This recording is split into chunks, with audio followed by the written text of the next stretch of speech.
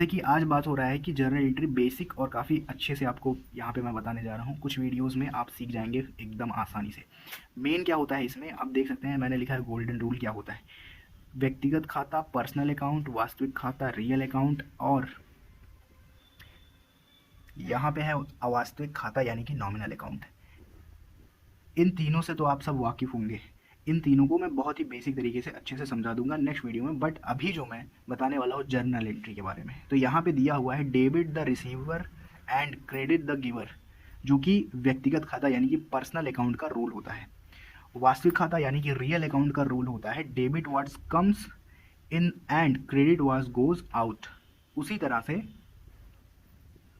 अवास्तविक खाता यानी कि नॉमिनल अकाउंट होता है debit all expenses and losses and credit all income and gains.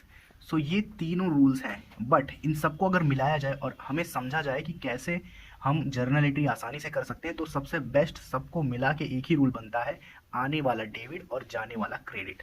बहुत ही बेसिक है, बट इससे आप हमेशा के लिए आपको समझ में आ जाएगा कि हाँ, जर्नल एंट्री फिर आपसे भूलने वाला नहीं है।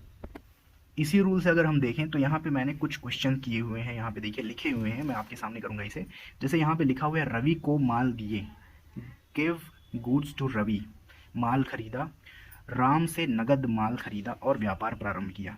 ये उल्टा है, वैसे व्यापार प्रारंभ होने के बाद सारे क्रिया यहाँ पे होंगी, बट ये जो है ऐसे मैंने लिख दिया है। ये 4 क्वेश्चन है। इनको करना कैसे है, बहुत ही ईजी है। सबसे पहले अगर हम ऑल इन वन रूल को फॉलो करते हैं तो सबसे पहले जब भी आप जर्नल एंट्री करें तो आप ये समझें कि आप ही उस बिजनेस को चला रहे हैं। इसमें जितनी भी जर्नल एंट्री है वो सब आप कर रहे हैं, आपका एक बिजनेस है। उसी हिसाब से आप करेंगे तो आपको फ़ायदा होगा। जैसे कि मैं पहले बता दूं कि जर्नल एंट्री आप कहीं भी जाएंगे, जैसे टैली में बहुत ज़्यादा इंपॉर्टेंट होता है, या फिर आप ऑफिस वर्क कुछ कर रहे हैं तो उसमें भी बहुत ज़्यादा जर्नल एंट्री मांगता है। तो इसीलिए ये आपको सीखना बहुत ही ज़रूरी है। अगर आप अभी 11th क्लास में हैं, 12th में, बीकॉम एमकॉम कुछ भी कर रहे हैं, तो जर्नल एंट्री मस्ट होता है, सबसे ज़रूरी होता है। इसी से आप सभी कुछ बनाते हैं। तो यही है बस।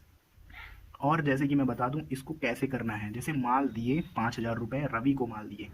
सो ये कैसे करेंगे हम, इसका ध्यान रखेंगे। देखिए यहाँ पे दिया हुआ है 5,000 रवि को माल दिए, तो आने वाला क्या है, आने वाला कौन है, यहाँ पे ये ध्यान देना है हमने।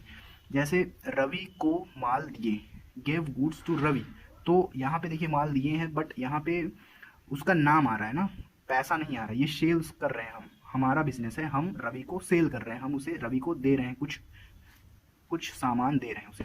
तो इसको हम कैसे करेंगे, जैसे आने वाला रवि है, पैसा थोड़ी ना आ रहा है, माल दिए 5,000 का, वो तो हम दे रहे हैं उसको, हमसे जा रहा है। तो ये ध्यान रखिए, आने वाला है रवि,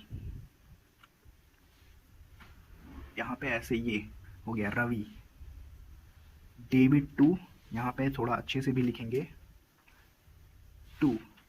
अब यहाँ पे ध्यान देने वाली बात क्या है, देखिए ये दिया हुआ है रवि को माल दिए, तो आने वाला रवि है, जाने वाला क्या है, माल। लेकिन यहाँ पे 5,000 तो दिया है, वो नगद नहीं लिखा हुआ। यहाँ पे लिखा होता, अगर अगर होता कि हाँ नगद में मिला है तो नगद लिखा होता, तो यहाँ पे हम लिख देंगे सेल्स।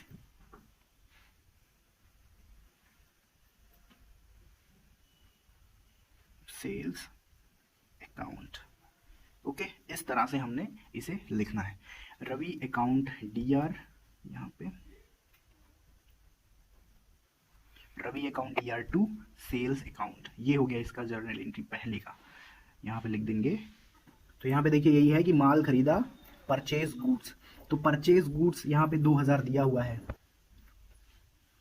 तो उसी तरह से हम अपने इस रूल को अगर फॉलो करें, आने वाला क्या है डेबिट में, तो आने वाला क्या है, आने वाला क्या है, यहाँ पे देखिए माल खरीदा, आपके पास क्या आ रहा है, आपके पास आ रहा है गुड्स, तो गुड्स को गुड्स नहीं लिखेंगे हम, यहाँ पे लिखेंगे, इस जगह पे लिखेंगे परचेज, यहाँ पे लिख देंगे परचेज। सो ये हो जाएगा इसका एंट्री, माल खरीदा 2,000, purchase account debit to cash account, cash में खरीदा। इसमें आपको एक प्रॉब्लम होगा कि आपने आपने सोचा होगा कि रवि को माल दिए, माल जब मैंने सेल किया तो यहाँ पे क्या प्रॉब्लम हो गया कि मैंने रवि का नाम लिखा, यहाँ पे कैश तो मुझे मिला ना, तो मैंने क्यों रवि का नाम लिखा।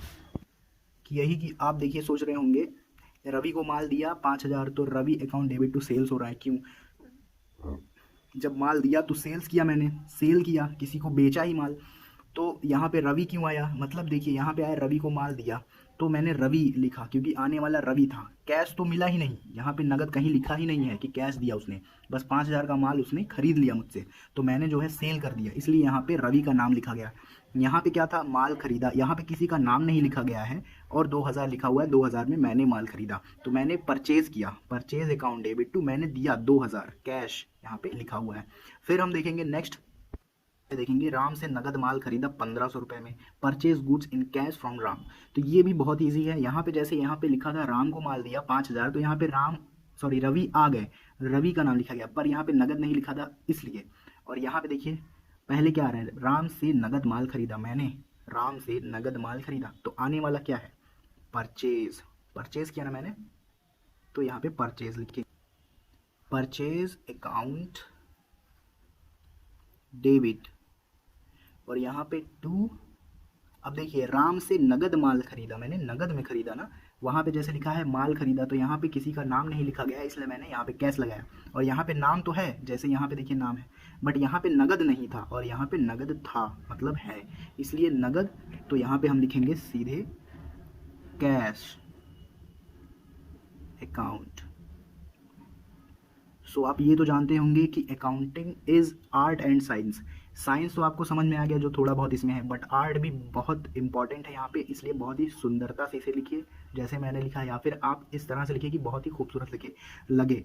यहाँ पे बीइंग भी आप डाल सकते हैं, ना डालिए कोई बात नहीं, लेकिन अगर आप 11th क्लास में है, 12th क्लास में है, तो डालना बहुत ही इंपॉर्टेंट है। अब जब बड़े क्लास में चले जाते हैं तब उतना इंपॉर्टेंट नहीं होता है, बट अब फिर भी अगर आप एक शुरुआत से ही आप अपना अगर हैबिट बना लेंगे तो बहुत ही अच्छा होगा। अगर आप एग्जाम में जाते हैं और अगर जनरल एंट्री आता है, जो कि बीकॉम में आएगा जनरल एंट्री, तो वहाँ पे अगर आप बीइंग से लिखेंगे तो वहाँ पे आपको मार्क्स अच्छे मिलेंगे। नेक्स्ट और लास्ट क्वेश्चन देखेंगे, व्यापार प्रारंभ किया। कई लोग कंफ्यूज होते हैं कि कैपिटल पहले होगा या कैश पहले होगा, तो यहाँ पे देखिए मैंने जब व्यापार प्रारंभ किया तो सब लोग सोचेंगे कि यार व्यापार प्रारंभ किया है तो मुझे क्या पैसा लगाना पड़ेगा, तो इसमें तो कैश क्रेडिट में होना चाहिए और कैपिटल होना चाहिए, तो बट ऐसा यहाँ पे नहीं होता है। यहाँ पे एक बात आप ध्यान रखिएगा कि इसलिए मैं बता रहा हूँ क्योंकि बिजनेस जैसे ये सेपरेट बिजनेस कॉन्सेप्ट यानी कि पृथक व्यापार की अवधारणा के अनुसार व्यवसाय की इकाई को इसके स्वामी से पृथक माना जाता है। यह पृथकत्व लेखांकन में ही होता है। मेरे पास अभी हिंदी बुक है इसलिए मैं हिंदी में बता रहा हूँ, बट ये समझ लीजिए कि इसलिए बताया जाता है कि व्यापार और स्वामी का जो अस्तित्व होता है एक दूसरे से अलग होता है। अब हम आते हैं अपने टॉपिक पे। यहाँ पे देखिए दिया गया है व्यापार प्रारंभ किया, तो देखिए व्यापार आपने जब प्रारंभ किया तो आपसे जा क्या रहा है, कैश। अब ये मत सोचिए कि कैश जाएगा कैसे, जब हम व्यापार करेंगे तो कैश आएगा, वो आपका कैश नहीं, वो व्यापार का है, अभी मैंने बताया, इसलिए मैं बोल रहा हूँ यहाँ पे आपका कॉन्सेप्ट भी क्लियर होगा कि क्यों ऐसा होता है। सो इसलिए हम यहाँ पे लिखेंगे कैश अकाउंट डेबिट और टू कैपिटल, क्योंकि कैपिटल आपको मिलेगा, कैपिटल अकाउंट। ओके, सो इस तरह से अभी बहुत सारे अच्छे से आपको मैं समझाऊंगा एक एक टॉपिक। यहाँ पे आपको 11th 12th BCom third year के सभी क्वेश्चंस मिलेंगे धीरे धीरे। अभी तो मैंने स्टार्ट किया है 11th का, बट धीरे धीरे आपको सब कुछ मिलेगा। सो अपने दोस्तों को ज़रूर शेयर करिएगा, लाइक ज़रूर करिएगा, अगर आपको अच्छा लगता है तो चैनल को सब्सक्राइब करिएगा। मिलते हैं फिर नेक्स्ट वीडियो में, तब तक के लिए बाय।